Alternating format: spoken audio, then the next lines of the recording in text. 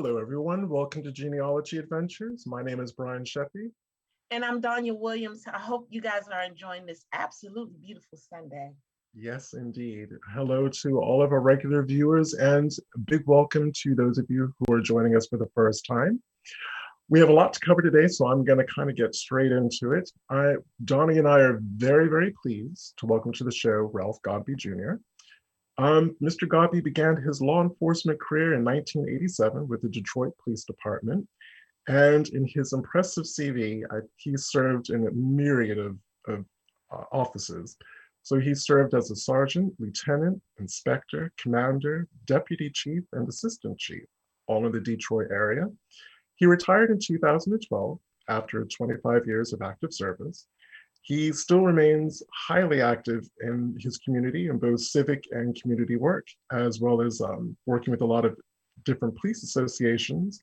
And in 2018, he was appointed Chief of Police of the Detroit Public Schools Community District. Welcome to the show, Mr. Godbey. It is such a pleasure to be here. I've been excited about this day ever since I got the invitation. I look forward to a very, very robust dialogue today. Yes, indeed. Well, like I said, you came on my radar. I had seen you with interviews before with various news channels, but it was something that you said on MSNBC recently about making a link between slave patrols and modern policing that I haven't really heard many people from the world of the police actually come out and say. So that resonated with me. It really landed with me what you were saying, and I phoned up Donnie right afterwards, going, "We have to get him on the show," because it is. I think this is a very misunderstood topic.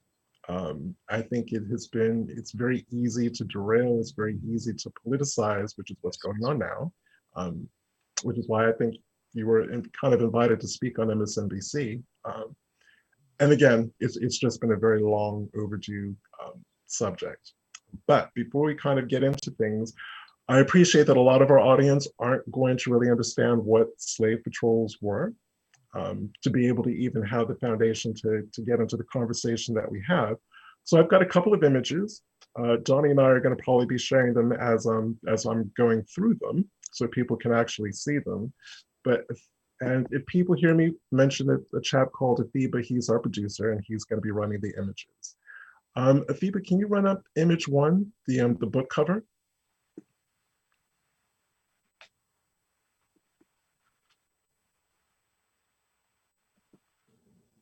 That's coming in a minute. Well, actually, while Afiba's looking for the images, so Mr. Godbey, if you wouldn't mind starting us off, you have a very long, very storied career in the police force. What was it about joining the police that appealed to you as a youngster? Because you've been involved with this since you were 19, if I understand. Yeah, I was recruited and joined at 19 years old. Actually, I was recruited at 18, joined at 19, and spent all of my adult life in law enforcement. And ironically, it was not a career that I aspired for growing up. But once I got into it, I really, just took hold to it. But from a much different perspective, I was never the guy who was looking for police chases or writing tickets, because I was hired when the late Mayor Coleman A. Young was the mayor of the city of Detroit, Detroit's first African-American mayor. And he came to prominence on the heels of civil unrest and a lot of turmoil between the Black community and police in 1968. New charter for the city, which went from a commissioner to a chief, civilian oversight, Detroit's first Black chief. So I came in at a very unique time where the officers that mentored me, they had a much different lens that they saw law enforcement from, because they were in roll calls where white officers would not stand next to them. And just for context, I don't like to use the N word, but please, I would like to give context. Officers would stand in roll call, and then they would get on the road and be in their police cars and would hear white officers, if they were in pursuit of a Black suspect, nigger just jumped out the car going in this direction. It was just that blatant. So my appreciation for my position was that I was a black man that happened to be a cop, not a cop that happened to be a black man. So that is kind of my career and why I'm as vocal as I am about what's going on in law enforcement and how and the mistreatment and maltreatment of black and brown individuals. So we will definitely pick up on the theme of diversity in a minute. I just got word from our producer that the first image is indeed queued. And actually, Phoebe, if you can get the second one ready too, but we'll start with the first one.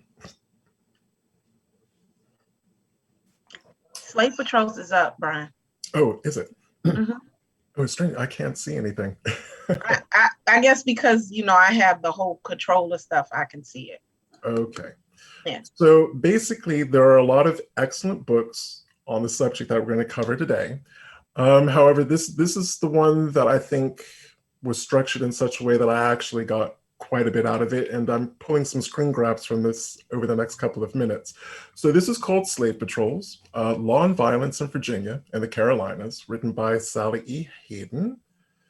And it is a breathtaking and stunning kind of overview. If we can have the second image. So I really wanted to kind of ground this in the colonial period. It's up. Okay. So this, again, for regular viewers, pretty much a lot of people know that James Henry Hammond is one of my direct ancestors, that he's one that I have some issues with. But I just really wanted to read this. This is a quote from a letter that he wrote in 1845 to a man called Thomas Clarkson. So with us, every citizen, now when he says citizens, he is only talking about white people. I just want to be clear about that. With us, every citizen is concerned in the maintenance of order, in the promoting honesty and industry amongst those of the lowest class who are our slaves. And our habitual vigilance renders standing armies, whether of soldiers or policemen, entirely unnecessary. Small guards in our cities and occasionally patrols in the country ensures a repose and security known nowhere else. And this is in a period of time when people of color, and specifically Black people, actually outnumbered white people in South Carolina. We can go to the next image, number 3. So again, this is from the same book, Slave Patrol. This is about South Carolina. And I'm not going to read the whole thing. There's just a couple of key dates. So in order to understand what's happening in South Carolina, you have to understand that the founders of South Carolina came from Barbados. And they brought a lot of their, and they were enslavers, and they brought a lot of the Barbadian slave practices with them to South Carolina and transplanted them here. So you can probably, if you really dig into this subject, you'll understand that all 13 colonies had their variations of slave patrols that all work slightly differently, much in the way that laws in the United States work differently today in terms of states' rights. So basically, South Carolina gets established in the 1670s. By 1708, while Blacks didn't outnumber whites, there was a lot of panic that there were going to be massive slave revolts and that there was just going to be a mass slaughtering of white people. There was a genuine white panic, and they started formulating, the great and the good of South Carolina at the time started formulating plans to basically keep Black people in their place so that we wouldn't be a threat. And the earliest laws actually started arising around 1698. And within the literature of the time that was talking about this in 1698, there's a passage that goes, "The great number of Negroes, which of late have been imported into this colony, could endanger the safety thereof," meaning they were beginning to view Black people as a threat. We go to image 4. It's up. Okay, so this is Virginia. This is to give you an idea of just how many patrols there were. So they weren't really kind of statewide patrols. You had patrols in the cities. So you had mayors and the people of the city who were bringing together these slave patrols, but then you actually had them at the county level. So, they were answerable to the county administration. So according to the tithe lists, which are tax lists, in other words, in Norfolk County, Virginia, 185 patrol appointments were made between the period of 1750 to 1780. That's 30 years. That's a lot of patrol appointments. Amelia County had 50. In Norfolk, the number of patrollers appointed annually shows a regular increase. In 1751, 9 men were patrollers, and by 1768, that number had reached the high of 24. And the next image. Okay. To give you an idea of how slave patrols operated, basically from about 9 or 10 of the evening until nearly sunrise, and this is an important distinction between slave patrols and slave catchers. These are slave patrols. Slave patrollers were householders or landowners, in other words. They owned property of some description. Slave catchers didn't. By and large, slave catchers were poor whites, for lack of a better word, and they were basically landless. So slave patrols, on the other hand, were men of property, also women of property. While they did not actively serve in the slave patrols, women who were property owners were still expected to nominate a male. Could be a son, could be a second husband, a brother, an overseer, but they had to nominate someone to actually participate in the slave patrol. And it wasn't all about slavery. Some of it had to deal with lawbreakers and vagrants and the rest of it. But I'm going to show you a couple of articles and a couple of images from now where the word slave just gets repeated over and over and over and over again. And there's also mention of free people of color. Okay, the next one, number 6. Now, one thing that slave patrollers had to do that slave catchers didn't was they had to take oaths and warrants. This is beginning to become much more formalized, and I'm sure if we were to pull up the actual oath that they had to take, there are probably bits and pieces that modern day policemen and policewomen, or police officers, I should say, would actually recognize. Joining a slave patrol involved paperwork, meeting with local authorities to be officially licensed, specifically licensed as a representative of the white community. And they're kind of monitored and they're answerable. The other main distinction between slave catchers and slave patrollers, there's actually 2, is if a slave patrol stopped an enslaved person and beat them, they were not legally liable for damages. They could kill an enslaved person, beat them near to death, maim them, just do anything to them, and the law would protect them. Slave catchers did not have legal protection. So if they maimed, killed, or tortured an enslaved person, and that's the slave catchers, the enslaved person's enslaver could actually bring them to court and sue them. The other difference is slave patrols were confined by a geographical area that they were legally entitled to work within, whereas slave catchers were normally used if there was a fear from the enslaver that an escaped slave would actually try to leave not only the county, but leave either the colony or the state. So the next one.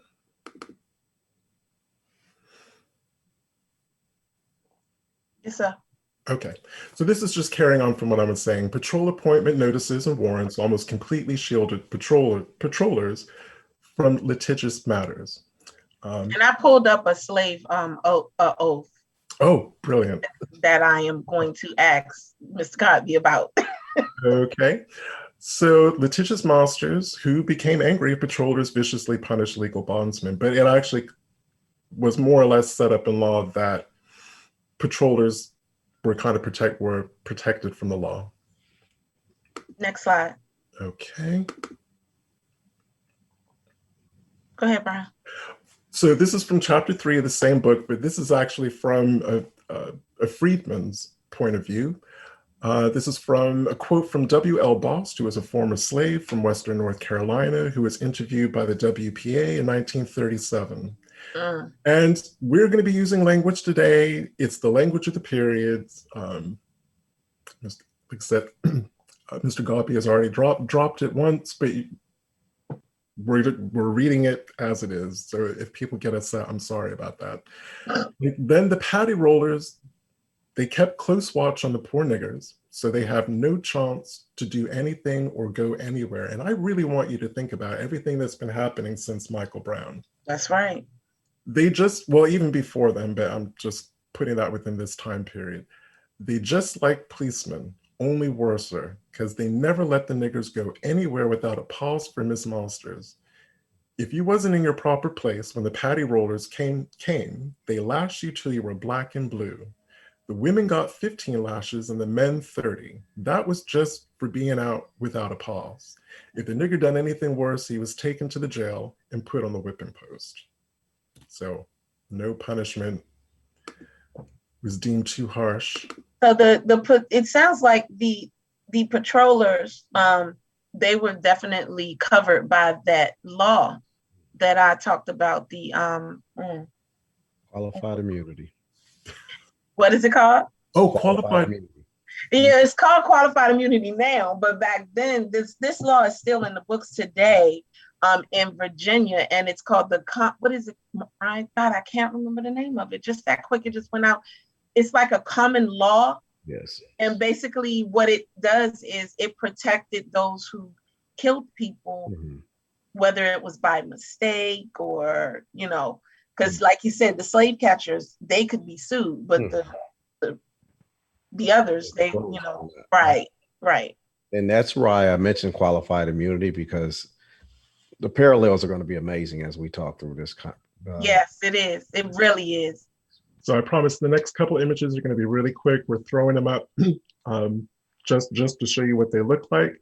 So image number 9, that is a newspaper article from the Charleston Mercury dated 1830.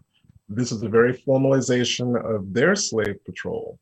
I'm not reading any of this. This is just up there. It's going to be put in the comments for you to be able to review. Again, not all about slavery, but the word slave and free people of color litter this. This was an entire page, a teeny tiny writing, multiple columns, all dealing with slave patrols. What they do, how you can qualify, the eligibility, what you're entitled to do, what you're not entitled to do, fines if you do misdeeds. So that's South Carolina. The next one is 1836 from Limestone, Alabama.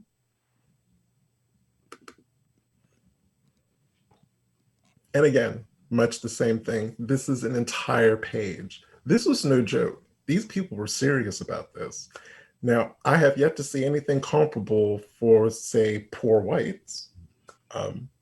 Obviously, they had to be law-abiding citizens, but I have yet to see anything comparable to this for anything other than Black people. Perhaps. Well, I mean, Frederick Douglass said it during his 4th of July speech. When he said, "Why do you want me to give it?" He literally gave that number. There were 70 some odd crimes that could be done, but only 4 of them apply to white people. There were 70 some odd crimes that could be done where it would cause an execution, but only 4 apply to white people. So it's never been anything comparable. But again, go ahead. So I'm going to leave the last 2 articles, the riot articles. If we have time to come back to those, I will. But I'm just going to say to the audience at this point, if you have any questions, if anything's unclear, if you just ask us a question or send us a comment on the page, we will take those up and we will try our best to answer your questions. So, Mr. Godbey, what do you think of that whistle stop tour of quite a few hundred years? I think that context is extremely important, because when you have the conversation about law enforcement and people are surprised to hear that I support defunding the police or abolition, because the parallels between what law enforcement started off as in the United States and what it currently is, very little has changed from a foundational basis. The premise of the slave patrols and slave catchers were to control Black and brown behavior or control Black people as property at that time through fear, violence, and intimidation, to protect the landowners, the slaveholders, whites from the perception of what retaliation would look like by free Blacks. So those attitudes, without discussion, have really permeated law enforcement from slavery through Reconstruction up to the Jim Crow era, from Jim Crow to the Civil Rights Act, from the Civil Rights Act to LA with Rodney King. And the only difference now and between Rodney King is really the quality of the cameras. But ostensibly, we may not use the N word because it's not politically palatable, nor is it socially acceptable for a professional to use it in a professional context. But the treatment really substantively has not changed. If you look at the over policing in major urban areas where there are large concentrations of Black and brown people, large concentrations of immigrants, large concentrations of the poor and disenfranchised, which that includes a lot of white people as well. And that racial construct that would even cause a poor white person that's disenfranchised to still feel more empowered than a Black person, regardless of what their station in life is, it's rooted in that type of methodology. So if you build a police department and police departments across the country, and what a lot of people don't realize, Brian and Donnie, is that the first organized police departments in the United States of America were the slave patrols and the slave catchers. And we make reference to the father of modern policing, who's Sir Robert Peel, and the London Metropolitan Police Department, and the 9 Peelian principles of what a police department is, which is really communal and community oriented. It's a self-governance type of piece, but we really have never had that type of policing in the United States of America. We give a little bit of credence to it through community policing, but a full commitment to community policing as a methodology, to be totally frank, it turns into 2 or 3 officer friendlies that will go to a school and play with some kids or do a presentation at a community gathering. But the espoused value of the police department really is what happens in that blue and white, that black and white car with 2 police officers or 1 police officer that patrols that community, responding to calls for service and doing what we call proactive policing. And proactive policing does not inure to the benefit of Black and brown people, because that's where you see the disparate nature and the 2 ways policing and the 2 iterations of policing in the United States. And without having this nuanced conversation, and Brian, thank you so much for setting the tone with those articles about slave patrols, because without that bit of context, people will, and sometimes not without malice, but just not aware of the foundations of policing in the United States. And from the majority population and from a white person's point of view, when your entire indoctrination about policing has been protect and serve. And that is exactly what law enforcement is designed to do. And that's what it does for the white population en masse. Well, I'm glad that you mentioned the British Metropolitan Police Service, because again, as our long-standing audience knows, I lived in England for 30 years. So I lived there far longer than I actually lived here. And at first, I left here not too long after Rodney King and the bombing of Move in Philadelphia.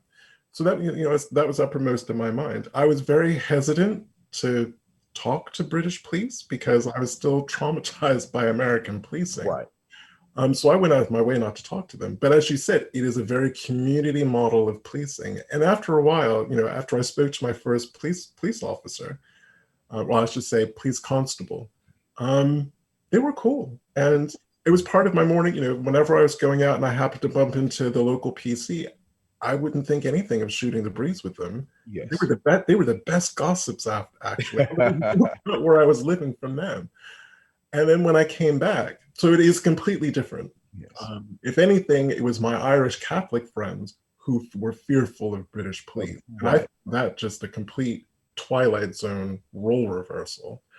Wow. Then when I came back here, Michael Brown happened, and there was just an endless sequence of deaths Yes. after Michael Brown, which was, it was very jarring for me. But like I said, I'm very happy that you that you did mention the British police. And Brian, there's another contrast that I think is very, very important, because when people talk about reformation with United States policing, it is very difficult to reform it. Number one, because there are 18,000 police agencies in the United States.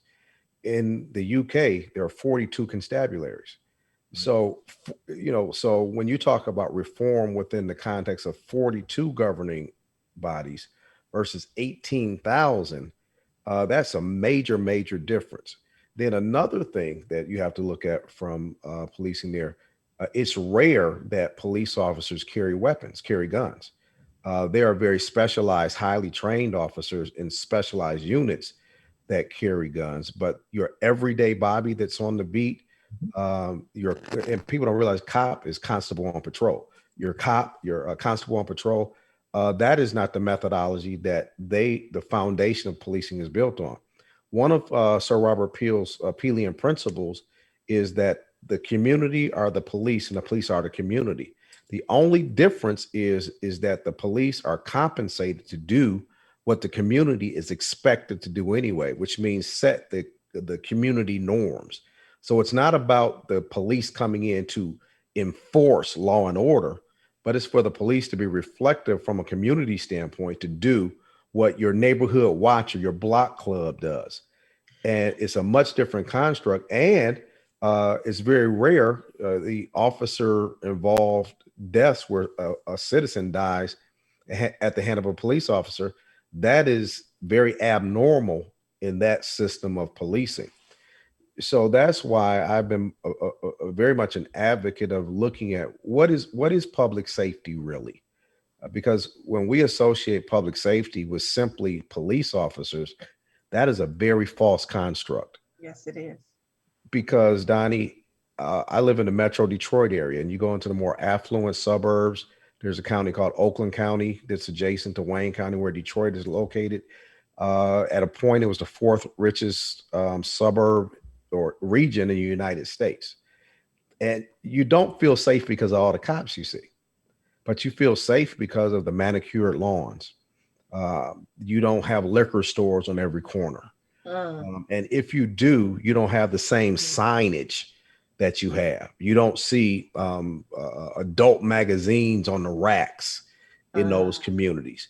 There are fines if your grass isn't cut at a certain time. There are fines if the snow isn't removed within X amount of time.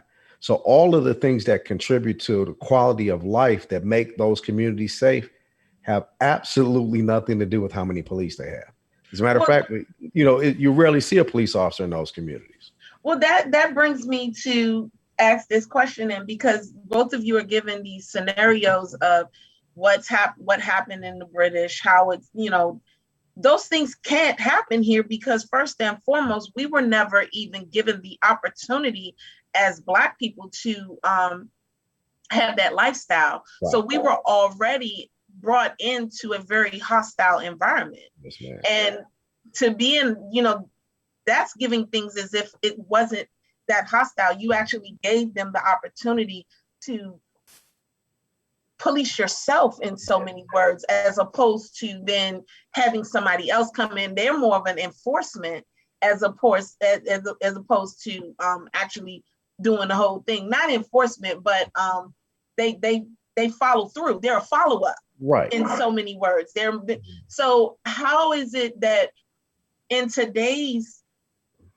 with today's issues and the things that are going on, And the fact that you gave that number, 18,000 to 42, Yes. how can we actually make those kinds of changes in order for it to work better for Black, brown, and people of white people of this, the poor white people? And Donnie, you have really just nailed it with your summary of how you talked about that, because we have never really been fundamentally in charge of trying to formulate what does public safety look like in our communities. And if you think about it from this way, police departments talk about we want to be customer friendly and we want to follow a customer service model. We want our officers to be more interpersonal. But the reality is, how many industries that you go in, that you frequent, that you patronize, that you pay for, where the person that you're paying tells you what you get? I mean, think about it. Police officers come into your community and they decide the enforcement priorities. So looking at Dante Wright, the young man that was killed outside of Minneapolis, while the George Floyd trial was going on, the initial stop, the pretext for the stop, was a dangling air freshener from his rearview mirror. Now, if you talk to any community member and you got their input on what a enforcement priority is, I would bet you that not one person would say, we got a real problem with air fresheners hanging from rear view mirrors. That's true. And we have given police officers so much unfettered discretion. And prior to Rodney King, we gave them so much credence as to their word until our lying eyes actually saw that what we see is not anecdotal. What Black people have talked about relative to our mistreatment and maltreatment is not just being overly sensitive. Just because, there was a Civil Rights Act and we have different rights and things, and we have neighborhoods, and we elected the first Black president, it does not ameliorate some of the systemic problems in that go directly to race, that are embedded in police culture, that are embedded in the system, the way its foundation is. And any house you build, if you build it on a bad foundation, you can do all the remodeling you like. But if the foundation is bad, the house is going to fall eventually. Yeah. And unfortunately, that's what we're experiencing. And that's why we really have to have the conversation of defunding and abolishing police, but also what is the replacement? How do you, reimagine what public safety is? But more importantly, you have to have input from the people that it affects. What is an enforcement priority in my neighborhood? If my kids don't have a recreation center to go to, Brian, and they're playing basketball in the street, and then you criminalize the fact that they don't have adequate recreation, which I pay tax dollars for, and I don't have the same accoutrement in my neighborhood as the more affluent neighborhoods. So we can't even have an equality. We can't even have an equity conversation because we haven't even reached equality. How about that? So, part and parcel, crime as we see it in major urban areas and in disenfranchised areas is really a socioeconomic conversation. And when you have people like Bishop William Barber, the campaign against poverty, Reverend Dr. Martin Luther King Jr., when he started to talk about poverty within the construct of racial justice and equity and policing, that's where the rubber meets the road. Because again, safety is not a matter of police can't make an environment safe. They can enforce laws, they can respond to crime, but actually making an environment safe, that's a community structural issue. That goes to economic capacity, that goes to education, per pupil funding. Are our kids being funded at the same levels as that a rich suburb? So if we don't have those nuanced conversations, start to make those corrections structurally, and we, and don't get me wrong, I we need to take every bit of progress we can. So the Justice and Policing Act in honor of George Floyd. Yes, let's do that. But what my prophetic warning is that that's not the complete answer. Right.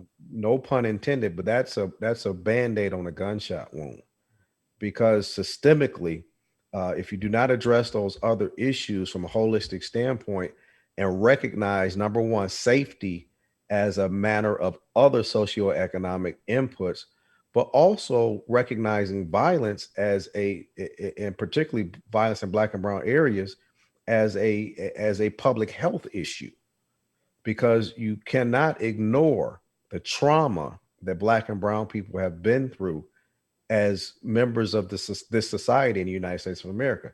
Again, going back to slave patrols, and if I can make this correlation very quickly, there's a book called "The Body Keeps the Score" by Bessel van der Kolk.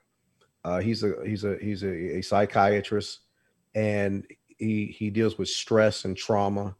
And there's studies that have shown that multiple generations of Holocaust survivors have trauma from that has been passed down from their generationally from relatives that were actually a part of the Holocaust, that actually witnessed family members and friends and communities murdered. They were actually tortured themselves, and their descendants that were not actually in Auschwitz, they have some of the same trauma responses and trauma and carry that trauma generationally.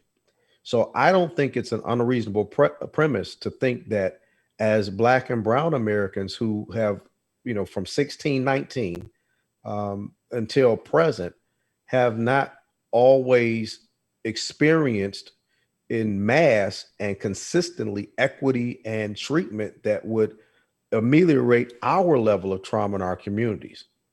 So if you look at it from that standpoint, if you have a police officer that's pulling you over and you see red and blue lights in your rearview mirror from a trauma lens, there's a trauma response, and the stress responses from trauma are physiological. They're not always thought out and intentional. And the three responses are fight, flee, and freeze. So as a Black person with a police officer in a traffic stop, 2 out of 3 don't work well for Black folks. Uh-huh. Fight or flee. And if that's a physiological response to stress and you add trauma to that, then when you hear people say, well, why didn't they just? Well, a lot of these things under stress are not simply complying with commands, but you have people that are fearful for their life. As a Black man, even as a former chief of police of a major city, Detroit, Michigan, as its chief of police. And then I was chief of police over Detroit Public Schools, the largest school district in the state, and the only school district with its own standalone police department with about 250 public safety and police members. And dressed as I am now, if I get pulled over by the police, I am subject to the same treatment or outcomes as any other Black person in America. Nothing takes that away from me. Now, if I have the opportunity to identify myself and show my badge, then yes, it takes the tone and tenor down. But for the everyday person that's moving and trying to move freely in these United States, that's a different construct. And for a white person in a similar situation, they don't have the same stress and trauma response because their experience with law enforcement has not been the same. So those are important nuances that we very rarely talk about. And then the police officer is under the same 3 stress responses: fight, flee, or freeze. The difference is we're highly trained. So 2 of the 3 you train out to a certain extent through repetition, muscle memory, training, scenario-based training, and you're left with 1, which is fight. So if you look at it from that context, and then officers have a level of trauma and stress as well. As a chief of police, I retired and I was treated for PTSD as well as low-grade depression. So those are two explosive circumstances that we call routine traffic stops. And there's nothing routine about it all, because you have two highly traumatized, stressed entities clashing with where 2 out of 3 responses for the citizen is not good. And then you leave the officer with one tool in his or her toolbox. And now we can see it is predictable. It is foreseeable that there'll be another George Floyd. It's foreseeable that there'll be another Michael Brown. So that's the importance of having this conversation and having it in a nuanced way, to where we're not just saying, white people, you're racist. Well, it's much deeper than that. The system has racist outcomes. And I'll end on this point to let you all interject. Freddie Gray, who was killed in Baltimore, Maryland, neck broken in 2 places. 4 of the, I think, 8 officers that were indicted were Black officers. So it is not simply a matter of a Black officer or a white officer alone. If you change the color of the officer, but you don't change the fundamental premise by which your system polices Black and brown communities, the results are still predictable, especially if the officer falls into a category of, we bleed blue, which that's a whole different conversation, because you can take the blue uniform off. I can't take my Black skin off. Right. I digress though. But that's why this is so important. And again, for you all to set the predicate of this conversation by talking about slave patrols, slave catchers, and looking at the methodology by which police were formed in this country, I think we can get to a solution, even though we have 18,000 police agencies. Well, you set me up perfectly. And Donya, you're going to definitely want to add to my comment, because as genealogists, Donya and I are also what you would call public historians. Yes. We don't just research names and where they lived. We research the times that they lived in, because that tells us more about what was happening to them. If that makes sense. Yes. So, I joke with Donya all the time. Part of our family goes back to 1619 in Virginia. So just starting with that one group and explaining a little bit more to the audience. So we have like generation 1 of Africans who are not free. People argue about what those first Africans were. I'm just going to say they weren't entirely free. They became free, but they didn't start off that way. So they're traumatized. That's generation 1 of trauma. That's 12 generations ago for me. Well, for both Donya and myself. So you have one traumatized generation who passes that trauma down to their children, who get their own trauma. So they're adding to what they've inherited, passing it on to the 3rd generation. Now imagine that going down 12, but here's the kicker. Because you're Black, you can't express anger. Can you imagine if you're a slave and you express anger, frustration, resentment? This isn't fair, this isn't just, or even calling your slave, your enslaver evil for things that they've done. You didn't have that. You had to suck it up. So we get more anger every generation that gets compressed and compressed and compressed, because we're not allowed. It's socially unacceptable. We get called radical when we voice our anger and our displeasure, which is a basic human thing to do. So then people are like, well, why do you guys riot? Well, imagine all of that anger that's been suppressed. Yes. And then there's just that one straw that's the camel's that breaks the camel's back, and the whole thing just kind of explodes. Well, I mean, it comes in with the fact that you just said, why do you guys riot? First of all, why are we thought of as being a riot and the others are thought of as a protest? Let's just, on that. And then not just that, how about the fact that when you talk about us being angry, Black women are angry all the time. Yes. We're always angry.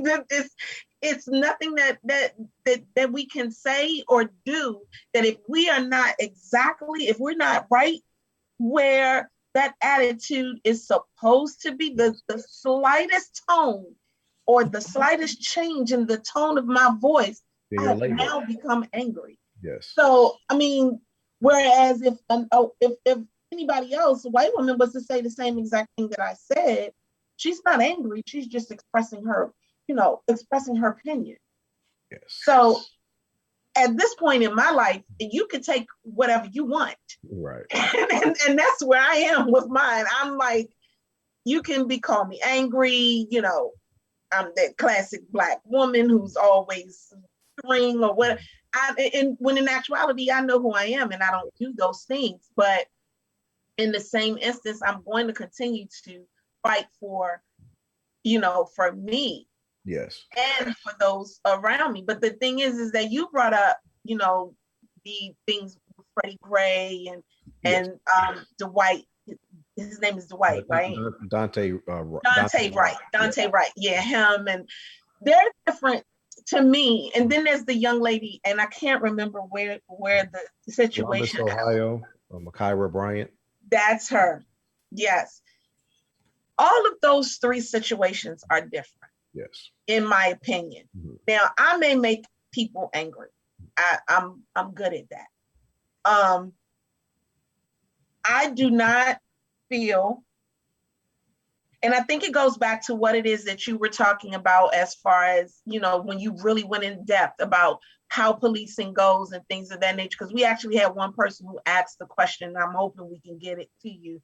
But I am a person that believes in, you got to do your part in order for certain things to happen. So with the Bryant girl, mm-hmm. She called the police. Why didn't she stay in the house and let the police handle that? Mm-hmm. That is my feeling on that. That baby might still be alive today if she had done that. Mm-hmm. Secondly, that is a baby. She's 16 years old. She's not an adult.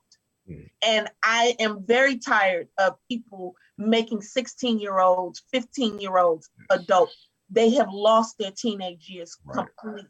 Yes, ma'am. That's my thought process. I feel like the stuff that happened with that young lady, mm-hmm. She was failed by so many people way before she got in touch with, she became in touch with that police officer. Right. And whether anybody wants to realize it or not, he is going to get off. He is not going to get in trouble. No, he will not.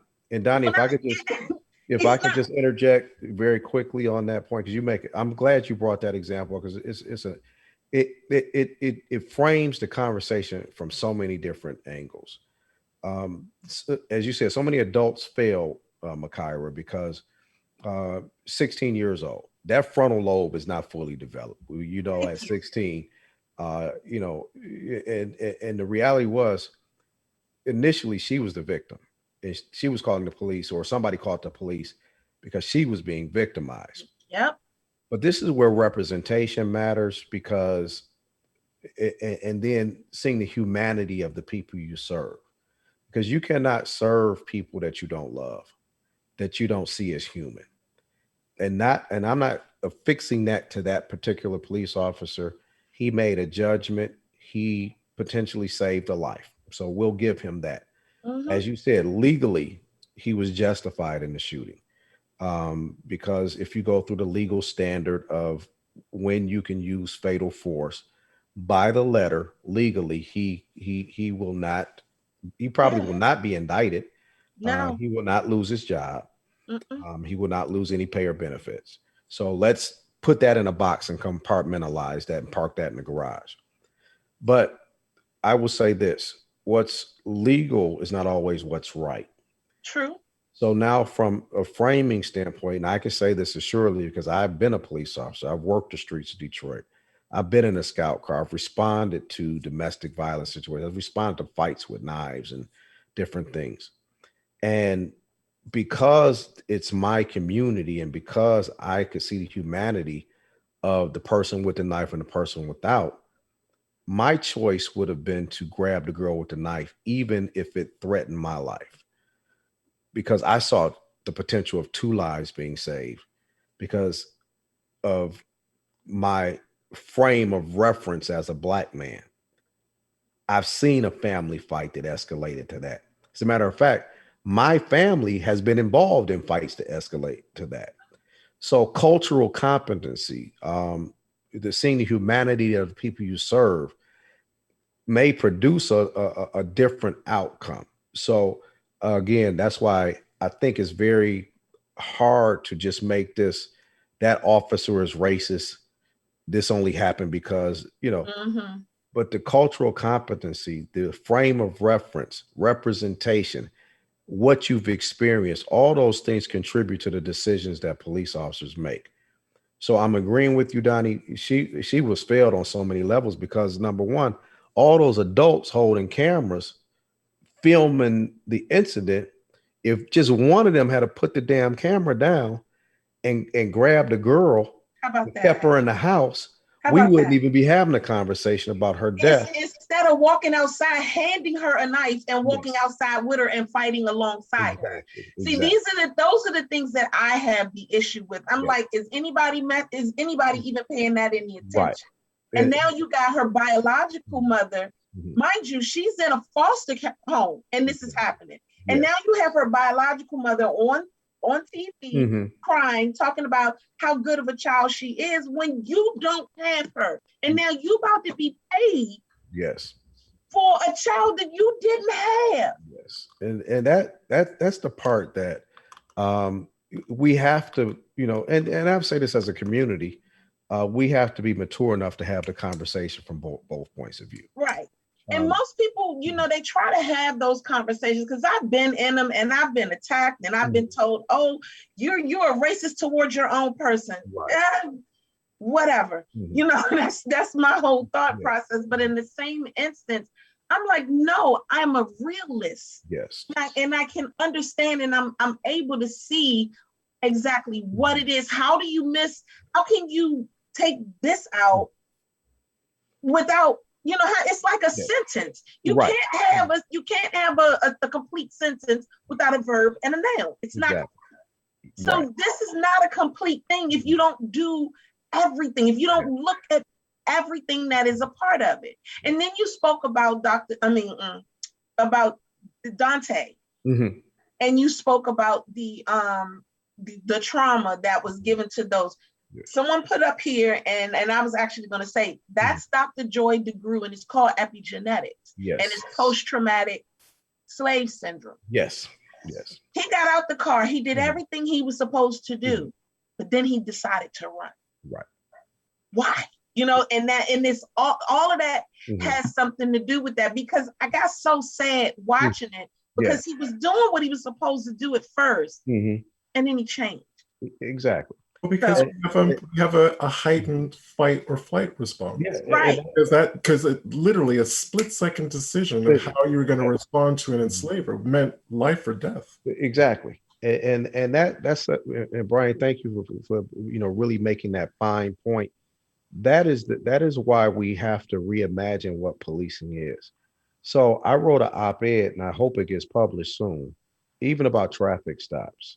And it was from the standpoint of, in 2009, I had taken a brief hiatus, retired from policing, and started my own security company. Ironically, my first client was Allen Iverson, who was at the time with the Detroit Pistons. He was in the 2009 All-Star game, so I went down to Phoenix to support him and do his security when he was not doing NBA activities. So as I'm leaving the airport in my rental car, I go through, driving and, think nothing about it, having an uneventful 3 or 4 days. Once I'm home, maybe a month later, I get a summons in the mail for a speeding ticket because they have the cameras that capture your license plate. That took me in a whole different direction about reimagining the safety of traffic stops. Because if traffic enforcement is really about what they espouse it to be, which is correction for safety on the road, and to correct behavior through types of penalties, then why are we having so many traffic stops? So if that's the case, why not make the vehicle and the vehicle owner strictly liable for what happens in that vehicle, and you ticket the vehicle and not the individual? And if you ticket the vehicle and not the individual, then there's not a necessity for a traffic stop unless there's some type of moving violation that would compromise safety on the road, speeding, drunk driving, where you're swerving in and out of traffic, some articulable visual moving violation that would necessitate some type of interdiction from a police officer. Otherwise, take a picture of the license plate and then send the ticket to the owner of the vehicle, and the owner of the vehicle is responsible for who operates their vehicle. So if you take, because this is what I noticed, that camera didn't know whether I was black or white. That camera didn't know whether I was rich or poor. That camera could not racial profile me. That camera assessed the speed of the vehicle and it assessed the fine. And I learned a lesson. Yeah. That's the intent of traffic enforcement. So we really need to, again, reimagine what we're doing and why we're doing it. Because if these pretext stops, they do not inure to the benefit of Black and brown people. So going back to Dante Wright, Donnie, that hanging air freshener is was the predicate for eventually a man being killed. And an officer who otherwise had a career of 26 years that was unremarkable to the extent she's now in an orange jumpsuit because she used a handgun instead of a taser.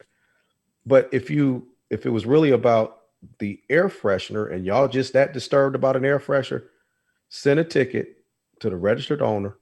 Dante Wright is still alive. That police officer does not stand a chance of going to jail for killing a man. That's the thing we have to really, and that's why people get concerned and scared about some of these conversations, because it's going to cause us to really have to look deep down inside and stop hiding behind what's legal and start making decisions based on what's right. And I'll end it by saying this, going back to Makira Bryant, a 16-year-old in Columbus, Ohio. The reason why I don't really spend a lot of time in the one-offs of the specifics and the nuances of one situation, I look at the aggregate and I look at the disproportionate number of Black and brown people that are killed by the police, regardless of what the situation is. Right. Because they shot Makira Bryant, and that shooting was in a split second, made a decision, articulately a reason why the officer's going to be legally justified. But Dylan Roof can go into a church in South Carolina, kill 9 people. The camera positively identifies him. The police have verifiable evidence that he killed 9 people. They find a way to arrest him on a traffic stop, put handcuffs on him, take him back to the lockup, and on the way back to the lockup, in a matter of humanity, get him Burger King. Get him some Burger King. So I say that to say, you kill one person based on the potential of what can happen, but you find a way to humanely bring another person in knowing what actually happened, which that goes to implicit bias. That goes to so many different things that are perceived about Black and brown individuals that we don't get that benefit of the doubt in those situations. So that's why we got to have it. So that's why even Makira Bryant, even with a knife, even with her raising it, that's why we still have to have the conversation, whether that officer is acquitted or not. Because in the aggregate, you don't see examples of us being taken into custody the same way that white people are. Kyle Rittenhouse, during that protest, I think that was in the Minneapolis area. It was. And he literally, with an AR-15 in the middle of a crowd, shot 3 people, 2 of which died. He murdered. He kept the AR-15 on his body, still loaded, walked down the street past police who heard shots and knew somebody was dead, got a bottle of water, and they apprehended him at a later date. Yep. So it's hard for me to accept the premise of the legality and the technical propriety of a shooting of a citizen when these things are so clearly evident that there's 2 different ways of policing in the United States, and they're largely based on color and zip code. Now, you read my mind, Ralph, and I really wish I really wish we could have more than another 5 minutes. This may end up being a two-parter because of It what is gonna be. So I was gonna tell Ralph, please stay on when we get off. Well, uh, I'd be glad to. I'd be glad to. Because first of all, I admire what you two do, what your organization does, but I love the way you make the tie to the practical application of our genealogy. but if our producer will give us an extra 5 minutes, the point that I wanted to make, the reason why I was thinking that you read my mind, Ralph, was a lot of this, in my opinion, not a lot of it, but a good chunk is poorly designed diversity training, which I've had to go on so many of them myself. And my takeaway was diversity training is about teaching people to be colorblind, the I don't see color brigade, which defeats the purpose. It does. And none of, actually, the last line manager that I had, I worked for university, we had to go to diversity training. And I'm like, do not ever make me go to another diversity training thing again. And they're like, well, why? It's like, because you don't discuss trauma. You don't discuss trauma at all. And that's behind a lot of people's reactions, whether they're Asians or African descended or Spanish speaking people who have trauma all their own, stretching from Florida all the way to California up the Sierra Nevadas. Yes, sir. They have their trauma. Native Americans have their trauma. It's like, until diversity training includes cultural dimensions, dimensions of trauma and history that is truthful about this country, diversity training will never work. It will never work. Absolutely. And that's kind of my part too. Well, Mr. Godbee, I just want to thank you for definitely being on the show, and I'm hoping that you are agreeing to do a part two. I am. That's awesome. So I said it in front of all of the people that are viewing. So, I'm man of my word. Don't hang up though. But we just want to thank everybody for coming and joining us. And as always, enjoy your Sunday. Brian, you have anything to say? Enjoy your Sunday. We will see you next week right here, 4 p.m. Eastern Standard Time. All right, guys. Bye. Take care.